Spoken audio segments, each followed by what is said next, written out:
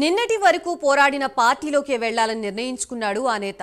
కాంగ్రెస్ పార్టీతో ఆయన రాజకీయ ప్రయాణం ప్రారంభమైంది. వివిధ కారణాలు, నాయకుడితో ఉన్న సాన్నిహిత్యం కారణంగా కాంగ్రెస్ ని వీడి వైసీపీలో చేరాడు. ఆ పార్టీలో కూడా మంచి అవకాశాలు వచ్చాయి, అత్యున్నతమైన పదవులు దక్కాయి. కానీ మారిన రాజకీయ పరిణామాలతో ఆ పార్టీకి బాయ్ బాయ్ చెప్పారు. గతంలో తీవ్రంగా విమర్శించిన సైకిల్ పార్టీలోకి వెళ్లేందుకు సిద్ధమయ్యాడు ఆ నేత.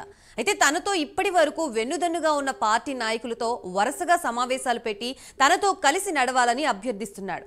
అక్కడ కూడా బాగానే ఉంటుంది అని నచ్చజెప్తున్నాడు. ఇంతకీ ఆ నేత ఎవరు, ఆ కథ ఏంటో తెలుసుకోవాలంటే లెట్స్ వాచ్ ది స్టోరీ.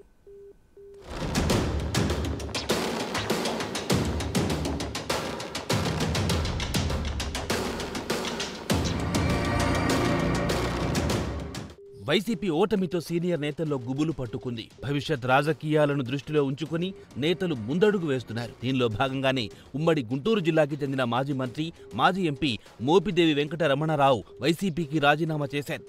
అయితే ఆయన త్వరలోనే సైకిల్ ఎక్కేందుకు సిద్ధమయ్యారు. మోపిదేవి మొదటి నుంచి కాంగ్రెస్లోనే రాజకీయంగా ఎదిగారు. ఎంపీపీ స్థాయి నుండి వైఎస్ హయాంలో మంత్రి స్థాయికి చేరుకున్నారు. కూచినపూడి నియోజకవర్గం రద్దయిన తర్వాత 2009 నుంచి రేపల్లె నియోజకవర్గానికి మారిన మోపిదేవి ఆ తర్వాత వైసీపీలో జాయిన్ అయ్యారు. మొదటి నుండి కాంగ్రెస్ వాదిగా ముద్రపడిన మోపిదేవికి అనుచర గణం, అభిమానులు అందరూ కాంగ్రెస్ వాళ్లే.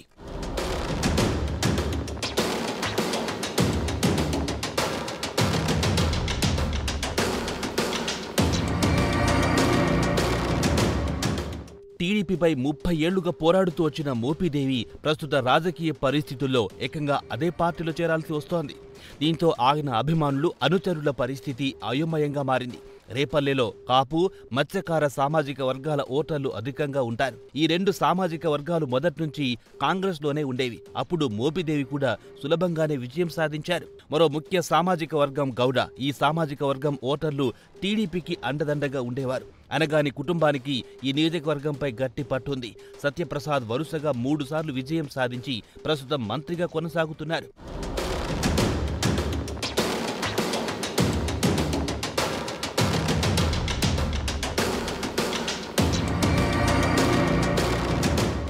అయితే మోపిదేవి టీడీపీలో చేరితే ఎటువంటి విభేదాలు రాకుండా ఉండేందుకు ఇప్పటికే మంత్రి అనగానితో కూడా మోపిదేవి చర్చలు జరిపారు.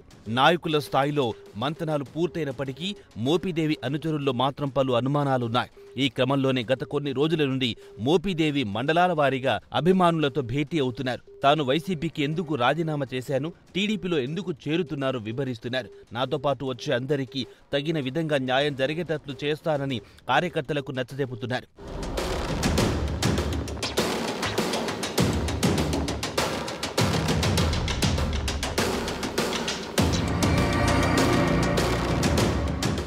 దీంతో నియోజకవర్గంలో భారీగా ఉన్న ఆయన అభిమానులు, అనుచరులు ఆయనతో పాటు వెళ్లేందుకు సిద్ధమవుతున్నారు.